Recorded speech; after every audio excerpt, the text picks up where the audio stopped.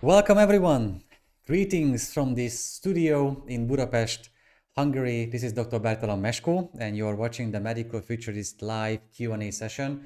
I hope that everything is working here. You can hear me, you can see me. Please confirm if you have a chance. And we haven't seen each other for a long time. I think the last live Q&A took place early August, so it was prime time to talk about some really exciting topics. But especially today is about the hottest topic ever, the infographic we just released about the hype cycle of the digital health technologies, 50 trends. And I will talk about all these while also trying to answer as many questions with the top of my knowledge as possible. Yeah, thank you so much for confirming that everything is looking fine. Welcome to the show. Welcome to the live Q&A. Let me start with saying that we are very grateful for those who just gave us the donations through the Eventbrite website. So Rina Familia, Brandon Dunphy, Marianne Pearson, Jakobus Sack, Sebastian Müller, Amit Kumar Chogula, Joe Slasberg, John Breinman, Robert Stern, Louis Shaper, Yvonne Syme, and David Quigley. Thank you so much for your generous contributions. In the name of the whole, the Medical Futurist team, you help us keep on providing content for you guys all over the world. For those who don't know me or the Medical Futurist, I'm the Medical Futurist. I lead the team. I'm a professional futurist with a background in medicine, and I did my PhD in genomics, but I switched to futuristic studies about a decade ago. And the Medical Futurist team is a dedicated crew of 14 people, and we try to help patient organizations, medical associations, policymakers, people interested in the future of healthcare better understand how digital health technologies shape medicine and healthcare. We provide content, analysis, research.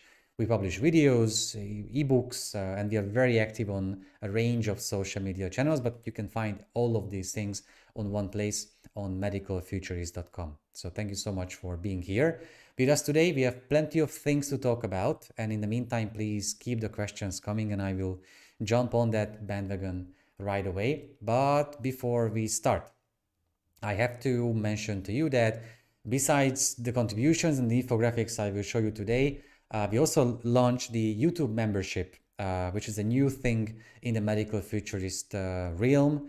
It's a chance for you to keep on supporting us. We are very thankful to you. That's how we can keep running the team. That's how we can keep producing a bunch of free content every single day. So you can now become YouTube members, which means there are some perks coming with that. We will have exclusive videos only becoming available to YouTube members. You will have early access to new videos. There will be shoutouts to members. And of course, you have priority when you ask questions. And the more of us are here, the more questions I receive, it becomes harder to find out which questions to answer first. Just a shout out to the people on the chat. Thank you so much for being here from France, from Hungary, from Chicago, South Africa, from Brazil. It's great to see you guys here. Thank you so much for being with us today. We will have about 57 minutes for going through some infographics and some stuff we have never published anywhere. So you will see the infographic that we have been working on for months for the first time here during this live Q&A. But the whole point is that I will try to answer as many questions as possible. Andy, welcome from Chicago. Julio, welcome from Bilbao. Oh, I was in Bilbao just before COVID started to give a keynote more than 2 years ago.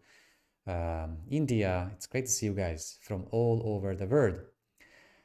So before diving into the questions and the amazing infographic we cooked up for you, let me share you just a few things we have come up recently.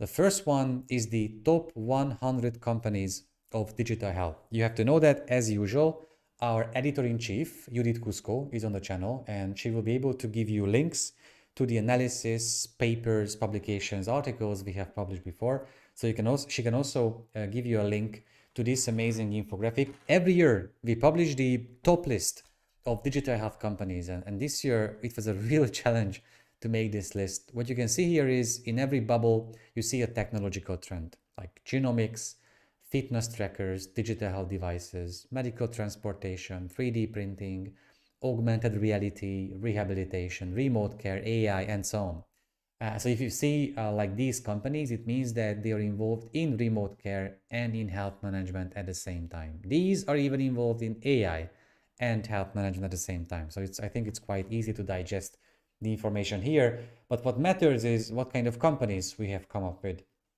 And we stand by that these companies are excellent in what they do. They do something extraordinary, and all of them are digital health companies. That quite matters. You cannot imagine how many personal messages I've been receiving from the owners and leaders of companies that were not included in this list, while in fact they were not even digital health companies, but maybe amazing medical technology, healthcare technology companies. But this list is about digital health companies only. So feel free to check it out. One more thing, which makes my heart really proud and very, very, very happy. You might remember this infographic we had not so long ago. All the FDA approved artificial intelligence based medical technologies. Since 2016, as there was no database on the FDA website, we thought that with my colleagues at the Medical Futurist Institute that we should create a database ourselves. So we published this paper in NPJ Digital Medicine, Nature's top-level digital health journal, and each of these lines represents an AI-based medical technology describing what the technology does and which medical specialty it belongs to. And of course, radiology, oncology, and cardiology stood out. We did this for a reason, to release this open access database, because the FDA didn't have their own database. And then last Thursday, I think, the FDA finally published their database of AI-based medical devices. And it just warms my heart to see the FDA being so active in that space and showing the way for others. And if you scroll down here, you'll find a few resources linked, one from nature.com, one from the American College of Radiology, and the database we have published before. Oh, you can't see that. Okay, give me a second here. Here it is. You still can see that, right?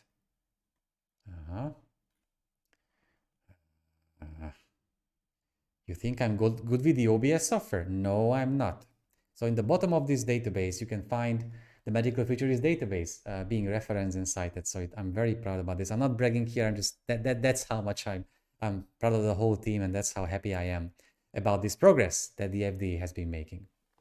And before diving into the infographic, let me change the text here and let me see the few first questions. Wow. What's your opinion on nanomedicine? I don't have much because there are not many technologies to look at, but we have a video on nanomedicine and we have an article about all the nanotechnology devices that we have seen on the market in digital health. I think our editor-in-chief, Judith Kusko, can help you with the links here. In your opinion, what are the top companies developing 3D bioprinting? Good question. You will find them on the top 100 digital health companies because we have included a few. But if I have to name one, then I can name, okay, I would name CellLink. I think that company stands out in that space clearly. Rod Tarago asked the question, digital innovation, should it be the healthcare organization or should it be the purview of tech companies? Good question, because I think it should be both. Healthcare companies are great at their healthcare expertise and regulations, while tech companies are great at developing products people actually want to use. Healthcare companies are not so good at that. So I see a collaboration being formed between technology giants like Amazon, Apple, or Google, and healthcare and pharma companies driving digital innovation forward in healthcare. Hi, Claude. Antibiotic resistance is not really my topic of expertise, so I would skip that question. Dalim Wabi asked a question from Hamburg, from Germany. In your opinion, which technologies could be economically feasible in developing countries in the near and middle future? I think those that would require a leap into digital health. To my mind, always Rwanda is the first question that comes up as a potential example, where they didn't have enough money to build a normally looking healthcare system, so they had to take a leap into digital health. And in Rwanda, a lot of patients can access telemedicine through remote care technologies. They allowed companies from afar to come into the country and experiment with their healthcare system. But I guess remote care is the simplest. I know it's the simple technology or simple service to provide, but remote care represents the range of the simplest technologies out there because everyone has a phone or a smartphone. And providing a receiving remote care is essentially having those devices in our hands, being able to use digital communication channels, either video or chat or audio connection, and that's the easiest to replicate even in low resource regions. Welcome guys from Ghana, from the Philippines. It's good to see so many people from around the world here. Andy Aarons has a wonderful question. How will government-funded healthcare systems... Okay, let me just share the question with you all. How will government-funded healthcare systems keep up with funding the technology innovations you see coming? Or will medical inequality continue to get worse before it gets better? It's a very good question to ask. I'm not sure if I have the right answer for that. The one thing I'm sure about is that most of these technologies will not be government funded though. That's not how the market works. It's the way it works is that the consumers drive, consumers represent a business driving force towards services and devices and technologies that they want to use and that can help them get better outcomes in their healthcare delivery. Maybe some of these will be government funded, but in most cases, in most countries, the consumerist approach is the one that leading this change. Oh, Tessa Richards, what an excellent question to ask about patients. How should patients and patient organizations be more involved in co-design of new digital technologies? The hardest thing about this great question is that I don't think that patients can change this approach. I think what we're talking about here is patient design, which means every organization, medical association, regulator, and pharma company should involve patients on the highest level of decision making within that organization. And that must come from those companies and organizations. We have been pushing all the medical associations, pharma companies, healthcare governments, we have been in touch with to make this happen, to appoint patient advisory boards. I guess the only thing patients can do is that they have their voices heard about how insights they could share with these companies and organizations online. And then hopefully companies will recognize the importance of their voices. Izan RM, it is a very hard question to ask. You have quite hard questions for me in the first few minutes, so we will jump into the infographic quite soon. A few minutes and we will jump actually to the infographic, the reason why you are here. For non-tech enthusiast of general practitioner, what is the best pathway to understand the future of medicine based on your videos? Which video should I go first? It's a good question to ask. I think we have a starter kit for physicians who want to think about the technological near future of healthcare. I think if you do a search for starter kit on our YouTube channel, you will find that video for sure. And I think that's an excellent start. Hi from the Dominican Republic. Hi. And the Philippines. Should the government, Roderick Napulan has a question, should the government regulate IT systems for healthcare facilities? I think absolutely yes, that's the way forward. Otherwise, healthcare stops working, and that's a risk no one should be allowed to take. So yes, governments have to regulate the IT system of healthcare facilities. They should regulate how vendors can shape and change those systems, how capitalistic they can be in the process.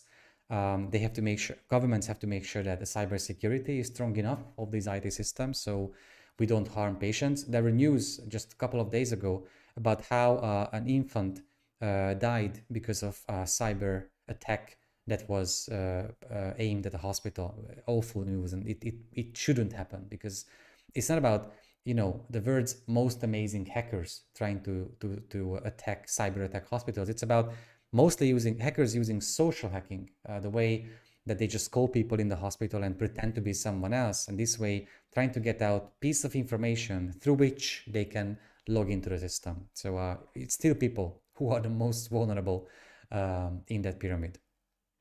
Okay, and now for a second we stop and switch to the infographic, the reason why many of you are here today, the infographic that makes me excellently proud, because we have been working on this for many months. So this is the first time I share this infographic on any channels, and after a live Q&A show, of course, we'll publish the article and everything else, but you're the first ones to see this infographic. that we were working on for so long. So here it is, the hype cycle of the 50 emerging digital health trends in 2021. I know it's a lot by just looking at it, but I will describe everything on this infographic. So bear with me for a second here. The reason why we wanted to do such an infographic is that the hype cycle is quite a famous kind of figure that many companies use worldwide to get a sense of which technologies are a bit overhyped and which technologies are underestimated. It gives a good picture about where these technologies are heading, so it makes sense to look at hype cycles all the time. You know, the company Gartner came up with the idea first that we have this hype cycle format where we have technologies with rising expectations, and then there is the top level of the hype when everybody's investing into it and everybody is writing about it, and then these technologies meet the practical reality, today's world, and the issues and challenges we people living in this world face. And then expectations and hype is being driven down. But then only those technologies that have a real future, they will be on this plateau, the plateau of progressing into the new future of healthcare delivery. So that's the kind of format of this hype cycle.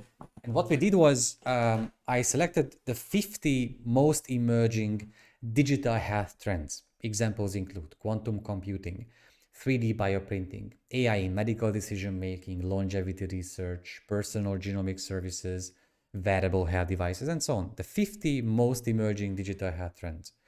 And I tried to do two things. I tried to put them on the right spot, the right position in this graphic. So to give you a real life example, quantum computing is here because it's still very new. We don't even have, well, quantum computing per se as of today, but we will have it soon. It's in the bottom of the rising expectations line. So expectations will be much higher later, but it's in the very beginning. And there's a reason why it's red. I assigned a color code to each of these trends. Red represents that much progress cannot be expected. I mean, it can happen over time, maybe in a decade or so, but not in the next 1 or 2 years.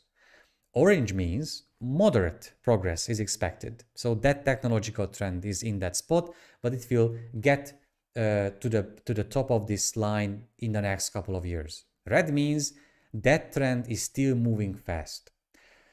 So the reason why digital health insurance is located in this spot is that first, there are many expectations about this service, but it has met practical reality already today.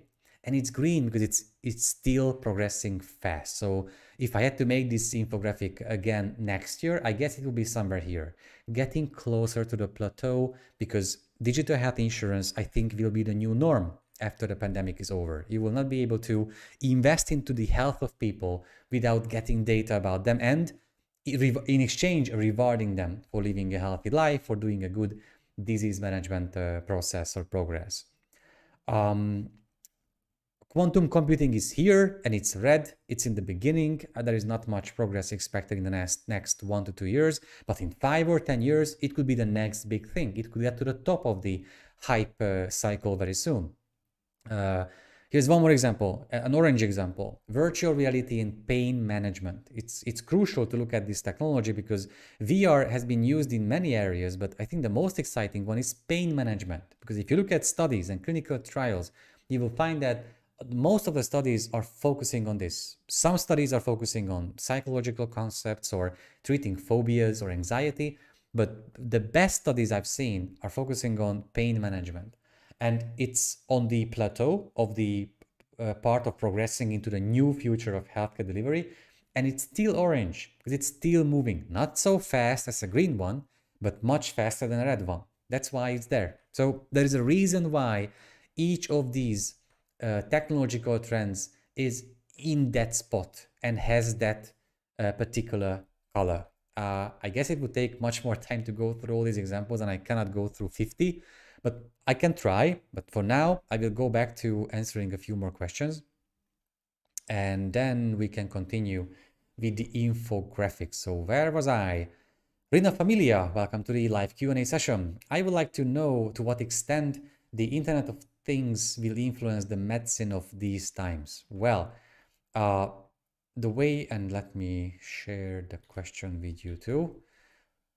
It's a good question to ask. The Internet of Things simply means that we have technologies that can be connected to each other, and those can communicate with each other without our proactive influence on them. If I have a wearable tracker and I walk into the office of my primary care physician, and she has a great electronic medical record system, and that system could read the data from my wearable, could integrate the data from my wearable into the electronic medical record system, and maybe that would influence the genetic report I also have on a different computer. Internet of Things will greatly influence the way we practice medicine, but not in the next couple of years, simply because we don't have enough technologies communicating with each other. Look at Fitbit devices and I don't know, Android phones or Apple devices. Different companies producing different ranges of trackers just don't want the trackers to communicate with another company's tracker. They just don't share API so easily. Plus, we don't have 5G yet widely available worldwide, so it makes it harder to submit and transmit data without losing some in the meantime.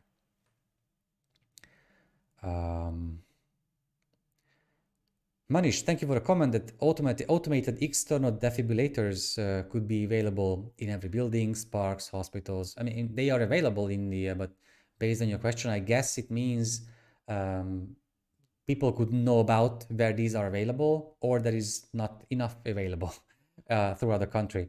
For the first one, we have a solution. It's called maybe AED for You. It was a Dutch project. They made an app using augmented reality. And what happened was, if there was an emergency around you, you could just grab your phone, look through the camera of the phone, and it would clearly indicate in which direction and how far from you can find an AED. That was quite a clever project to launch in the Netherlands. Okay, I'm trying to catch up with the questions here. Paula Andreu Rivera asked the question, what does digital health look like across the globe? What are the top countries driving these trends? There are some countries having a very consumerist approach traditionally that are driving digital health forward. I'm thinking about the UK, the US, Canada, France, Germany. But the point about digital health technologies is that digital health makes healthcare globalized. So it doesn't really matter which country might be progressing better than the others when, as a Hungarian citizen, I can access the services of most of these companies, even though located in different countries, and I could benefit from using the global network of digital health technologies. Oh, what an excellent question to ask from Sarub Sawni. I'm sorry if I pronounce your name in a wrong way. How soon do you foresee the introduction of AI into the standard medical school curriculum? I think actually we have checked, and there are at least 10 curriculums worldwide, mostly in US medical schools, where AI is part of the medical curriculum. I'm not saying that they teach it at the level they should be teaching it, but at least they talk about it, and medical students graduating today must know about, not just know the basics of AI, they must know to be able to work with AI on the long term, because all of them will work with AI. Rajashree Menon, it's a very hard question to ask. Your thoughts on the impact of national digital health missions when the basic infrastructure is lacking in India? I guess the example was in India.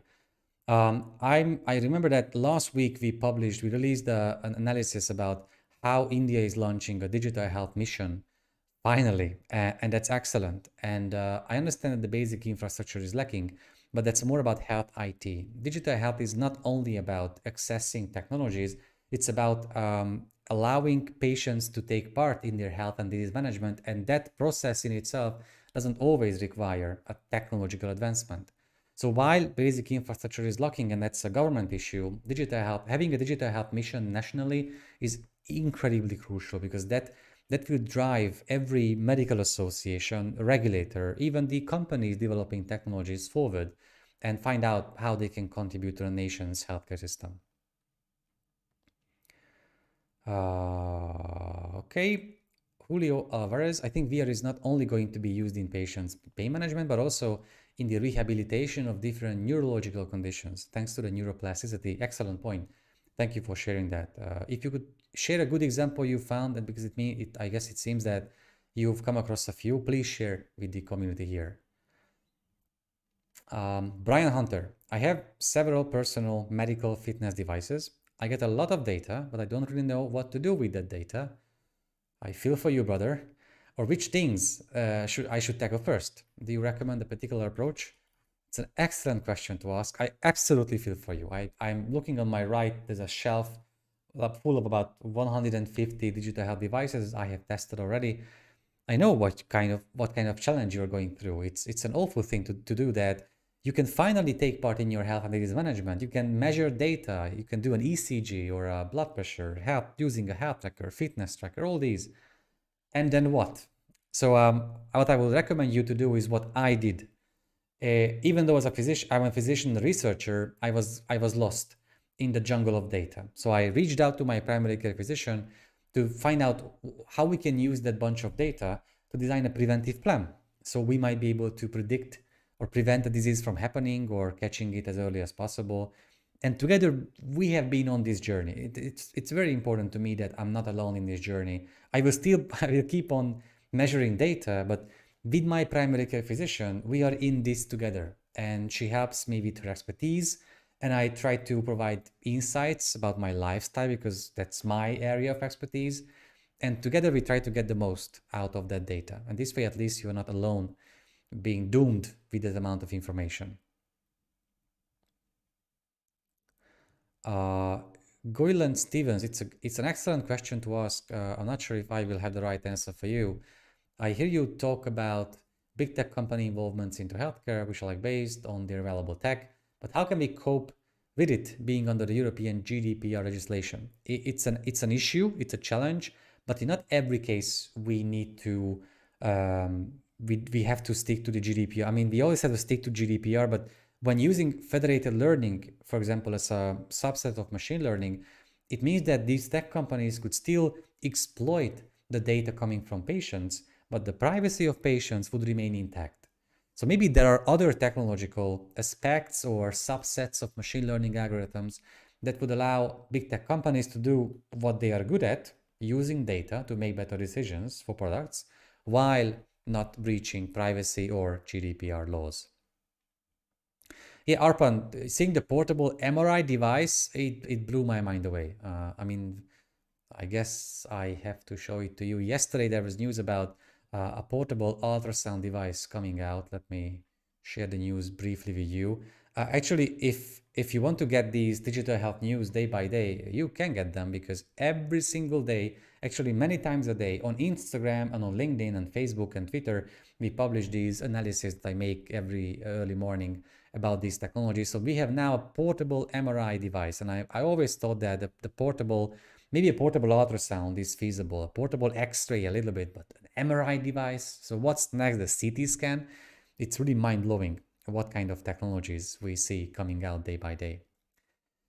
Claude, which countries beyond Finland or US are also teaching computational medicine at university to prepare physicians to adopt these trends? Most of the universities we found to be active in this area were from the US. I think maybe there was one German institution, maybe in Heidelberg, doing the same, but most of the others are from the US.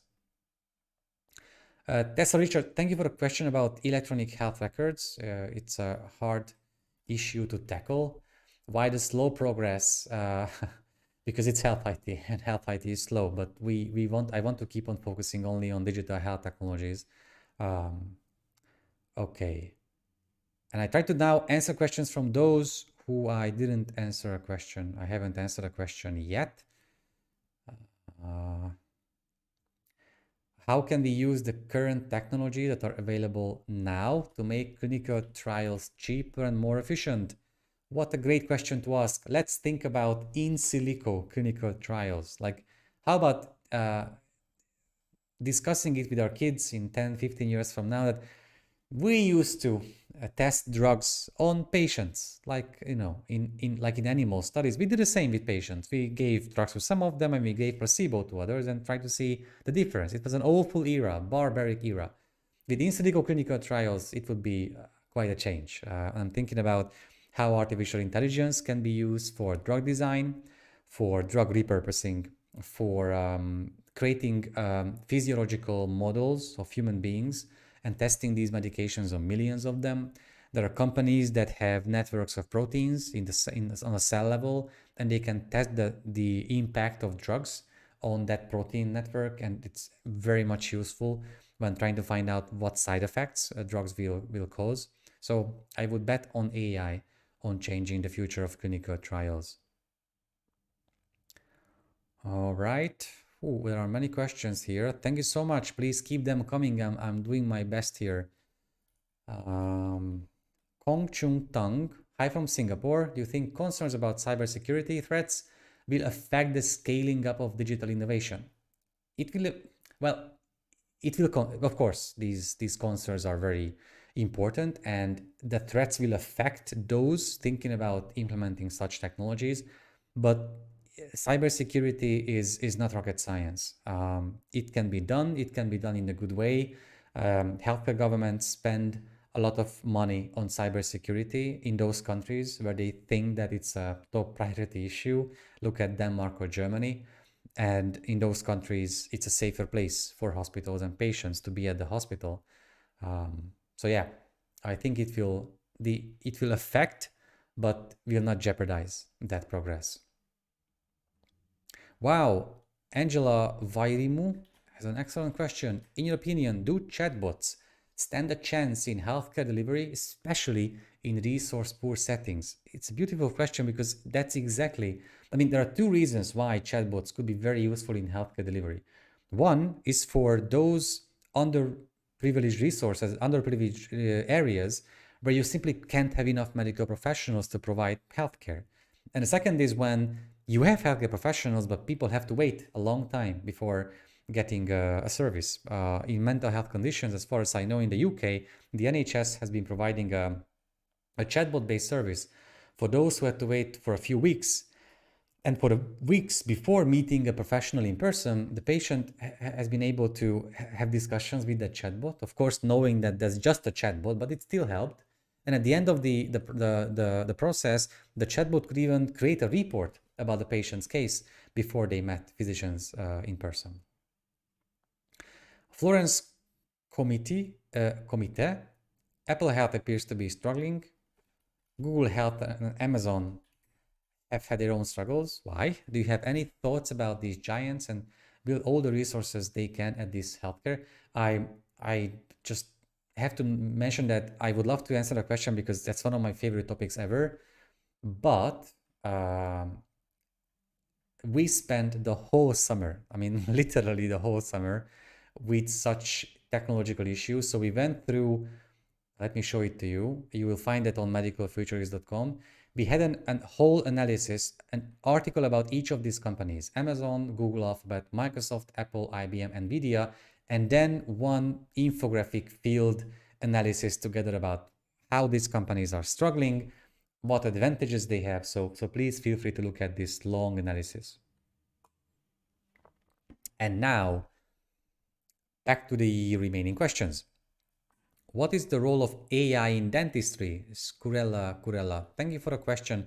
I think it would have a more general role, like in administration or in the name of voice-to-text applications, meaning that while the dentist is having a discussion with the patient, the voice-to-text application writes down everything, and the physician only has to check at the end whether the right things were written down, but not typing data themselves. And maybe in using 3D printers to design prosthetics and implants, maybe in that case, AI could help support the job the professionals are already doing. Okay, Jesus Fernando Sanchez Vega. What a beautiful name you have. And then you ask a great question. Which are the value ratios, if can be mentioned, that are used to determine the hype value of a technology? A super obsession, by the way. Greetings from Hoffman Laroche. Nice to meet you here. You will not be so happy about my answer, but I'm afraid I don't think it can be quantifiable. Let me show it again. I don't think there is any way to quantify very exactly a technology can be put on a hype cycle. We tried, but Looking at investment rounds or the amount of money, it partially describes hype, but it doesn't give you a clear picture. Looking at how many companies are active in the area, it's more about patient and physician needs than the hype itself. So what we did was we tried to look at all of these. We went through investment reports. I have a general understanding of how these technologies are used in healthcare worldwide.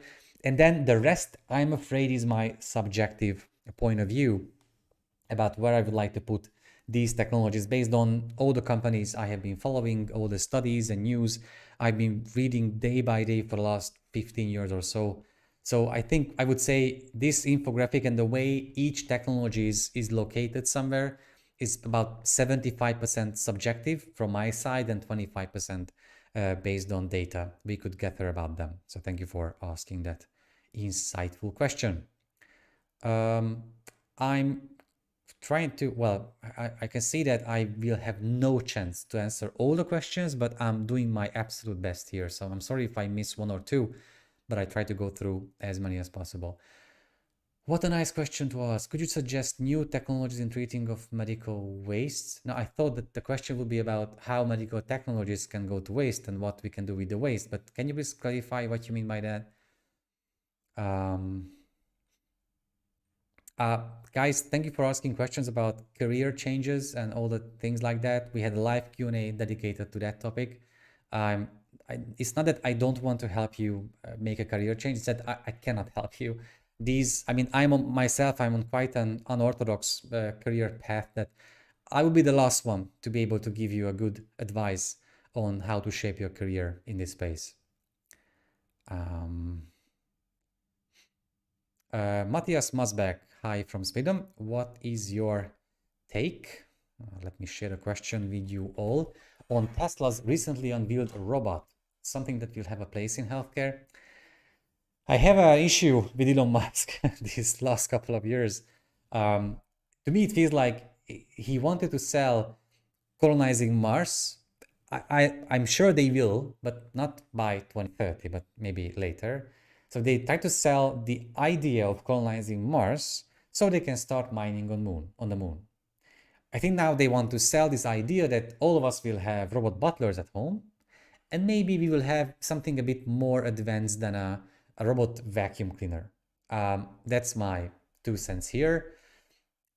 If the robot they designed would become reality on the market the way they designed that, I think those robots could be used in healthcare delivery. Those could help move patients around, help bring devices and technologies around the hospital location.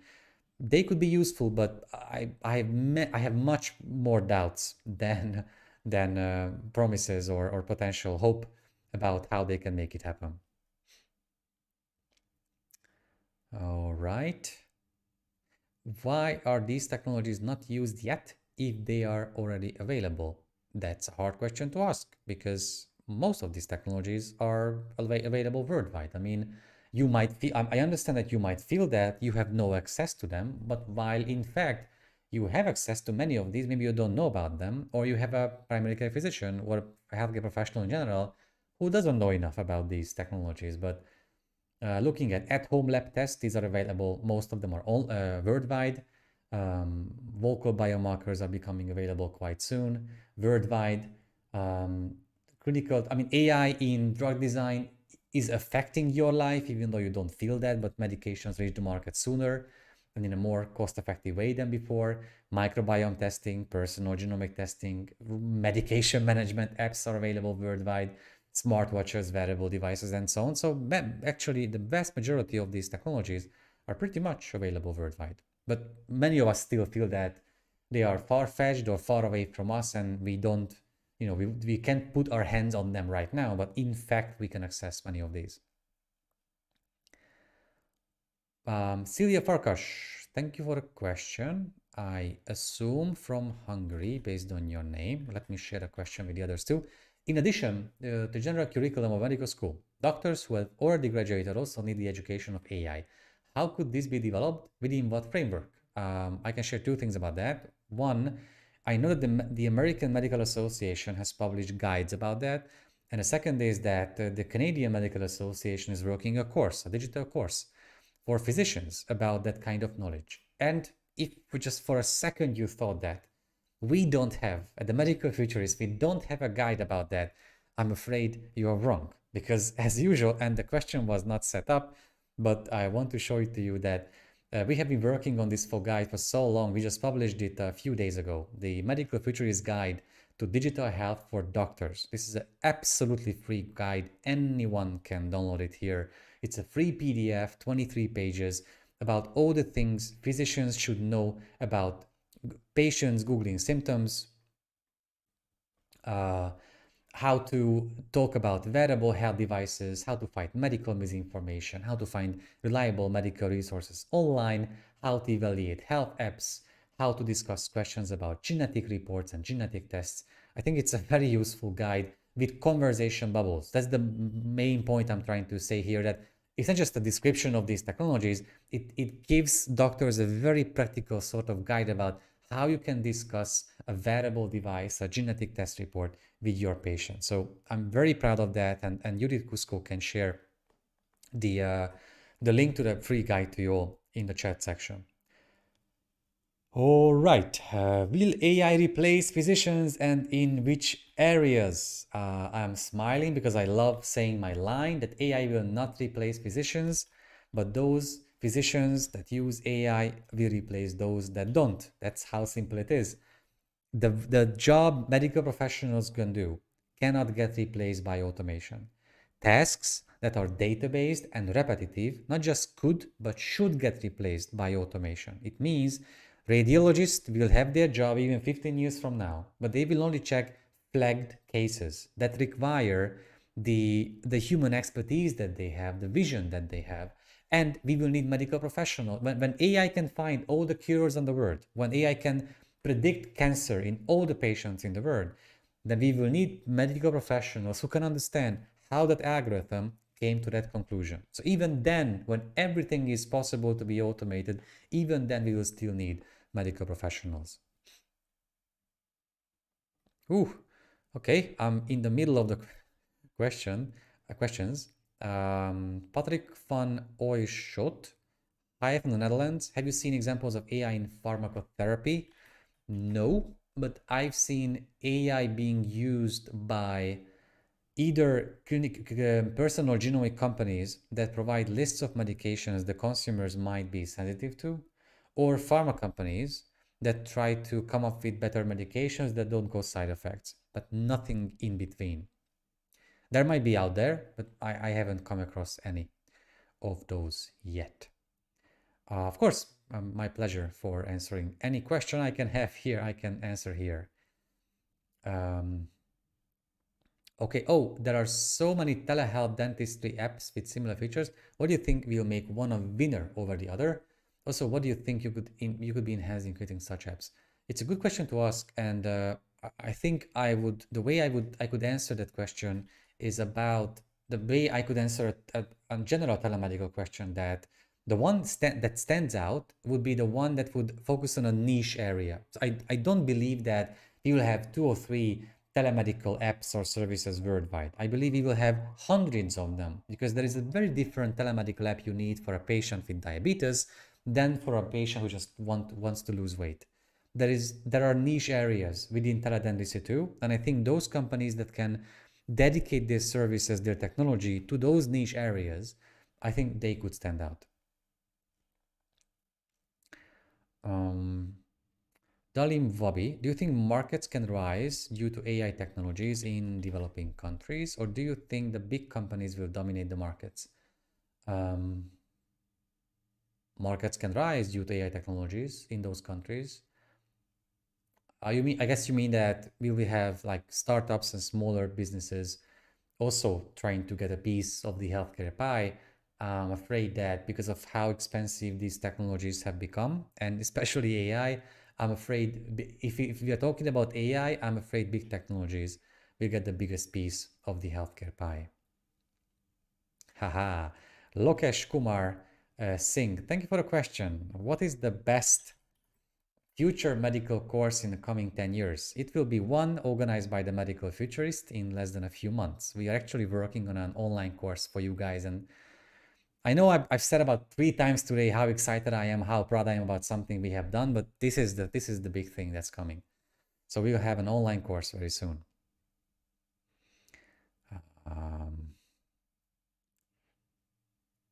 Could AI advice on medical information be considered as in the final decision made by the absolutely AI in medical decision making, like in IBM Watson, has been in action, not worldwide, but in some places. AI in diagnostics has a much larger evidence-based background in clinical studies. So absolutely, those two areas are impacted by AI very much.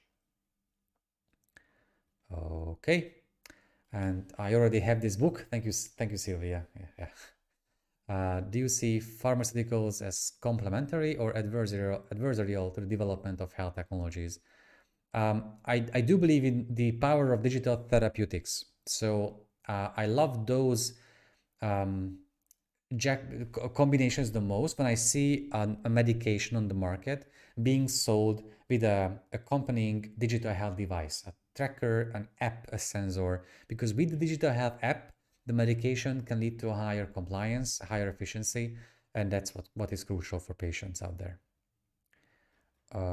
What is the future of pharmacy? Well, I guess you thought we don't have a very detailed description of that topic, and of course you would be wrong thinking that, because on the Medical Futurist website, let me share it with you right now, we published quite a long analysis about the future of pharmacies. We published this in 3 scenarios, and I still stand by these 3 scenarios. So please feel free to look at this quite long analysis here and check out what we think about the future of pharmacies.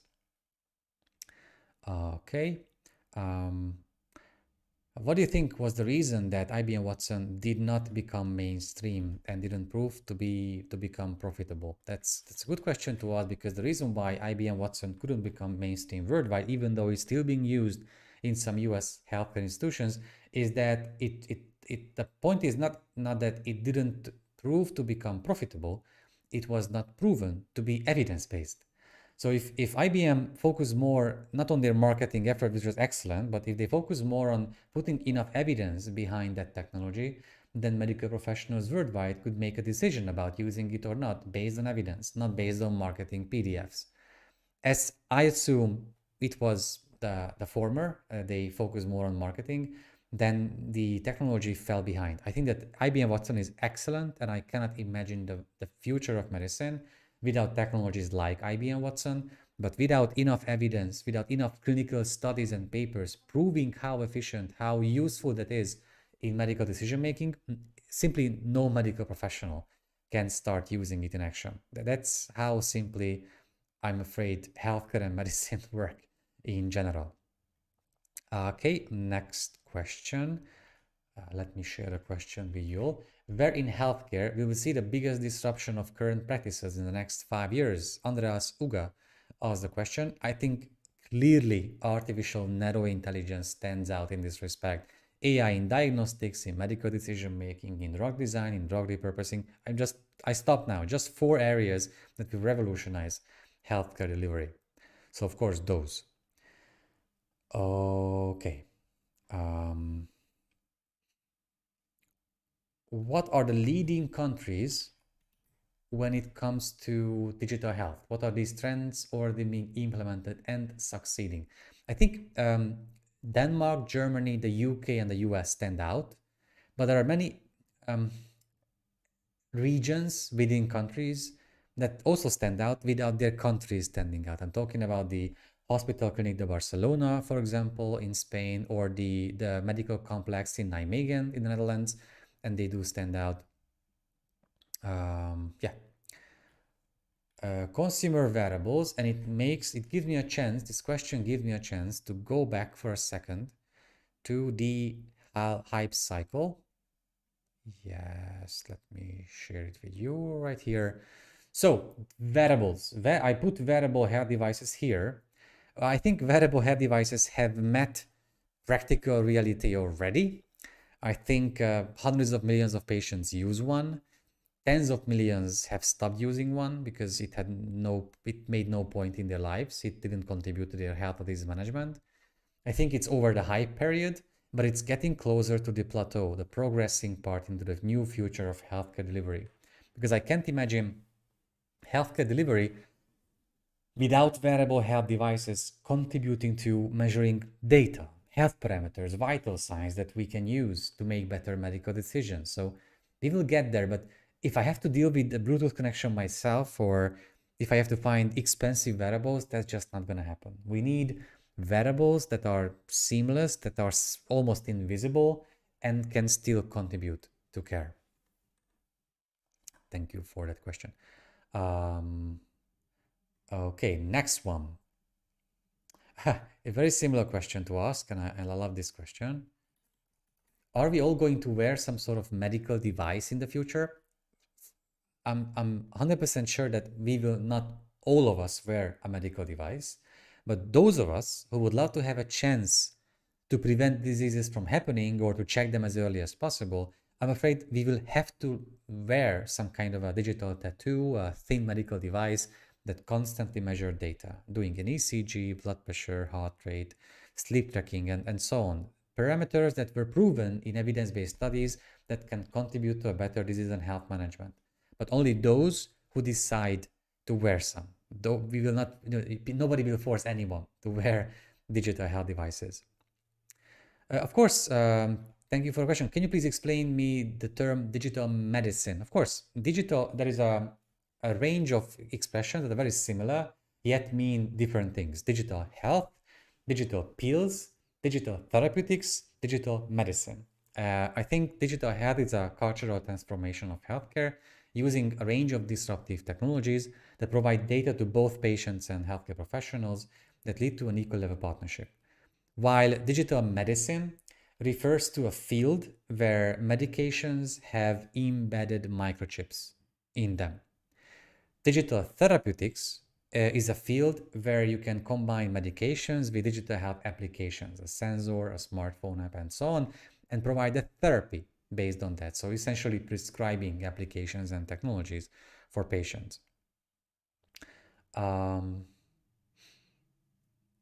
Which wearable do you recommend? It's a hard question to ask because I'm looking at my shelf here with more than 100 trackers. I've tried so many, depending on what you want to use it for. If it's a general smartwatch or hair tracker, I was a big Fitbit fan until last year. Then I stopped using a Fitbit device, and now I have a Wittings ScanWatch. I don't have any sponsorship, or I never accept, as you know well, any sponsorship from any companies. But I have a Wittings, and I've been wearing it since last November. We are in good friendship. I charge it like once every month, so it's quite comfortable to use. It doesn't show me the number of minutes I spent in exercising every month, but otherwise it can do an ECG and heart rate and stuff like that. So I use everything, but I cannot recommend you any specific companies. I say myself. Only a few minutes left, so I just try to catch all the remaining questions. It's a good question from Farhan Najib. What are the basic requirements for a digital health app? Well, that it should work on a smartphone. First of all, it should meet a real-life patient or physician need. Otherwise, that's just a shiny gadget. So it must meet a real-life need. And of course, then it has to be something that consumers want to use on the long term. Something that, like a technology product that big tech giants have been producing. Izan, thank you for the career question. We had a live Q&A dedicated to that. You can check it out, but I don't provide personal career advice because I'm not the right person to ask these questions. All right, maybe we have time for 2 more questions. I always have questions. I always get questions about longevity research. I understand that those interested in longevity are thinking about getting a miracle medication and then it would cure aging because aging is just a disease to treat. I understand the hope and the hype, but going back to our beautiful hype cycle image here. Um, Longevity is more about me as an empowered patient accessing my information, my medical records, the stuff that truly matters. So I put longevity research on the top of the hype cycle because I think a lot of investments have been going on into the miracle drugs in aging research. Again, I don't ridiculize aging research, it's great, but I ridiculize the miracle drugs part because I believe that, no, I guarantee you that the way you can be engaged in your health and disease management will contribute decades more to your health life expectancy than a miracle drug you might get in 30 years from now. I guarantee you that. That's why I don't like to talk about longevity research.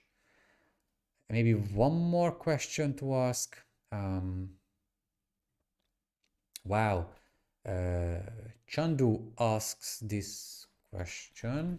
What are the main regulatory and compliance aspects of digital health? I know it's not a sexy question to ask and an attractive question to answer, but it's an important one. We have to make sure that digital health technologies take care of the privacy of patients and physicians. I always say that there is zero chance for the digital health and AI revolution without breaching some of your privacy, because these technologies thrive on your data. AI can only be developed using your data. So we have to say out loud that we will lose some of our privacy while using digital health technologies. But besides that, it has to be evidence-based. It has to comply with protocols and guidelines from medical associations and with national rules within digital health. Even though digital health is making healthcare globalized, I'm afraid digital health technologies still only have to comply mostly with digital health, with rules within that country. Okay, John Arden, thank you for a question about third world countries and how those could be ready in investing to tech trends in health. Judith Cusco, our editor-in-chief, can link you to the article we had on Rwanda. That's exactly about the topic. Can you recommend who are the main VCs that invest in digital health globally? I have no freaking idea. Literally, we don't watch investment rounds. It just doesn't make any sense. If I analyzed and reported to you every day on our social media channels about the investment rounds, that's the only thing I would do day by day. That's how many we have out there. We just don't watch these investment rounds and VCs. We watch investment trends quarterly, but not VCs and companies in particular. All right, it's 58. I think it was just enough. Thank you so much for the amazing questions, and the flow has been amazing. And you being here with me, I'm very grateful to you. Thank you so much for supporting the Medical Futurist team all the time and helping us to be able to keep on giving you content, analysis, research, publications, articles, videos, ebooks, executive summaries about digital health and AI and the near future of healthcare. We are very grateful to you. Without your contributions, without you becoming members on our YouTube, I just talked about the YouTube membership. Without you becoming members on our Patreon channel, we couldn't do this. So I'm very grateful to you all, and the whole team is very grateful to you all. As usual, you can find all the analysis I talked about here for free on medicalfuturist.com. The article about the hype cycle of digital health technologies, I think, is out already. If not, okay, it's out already.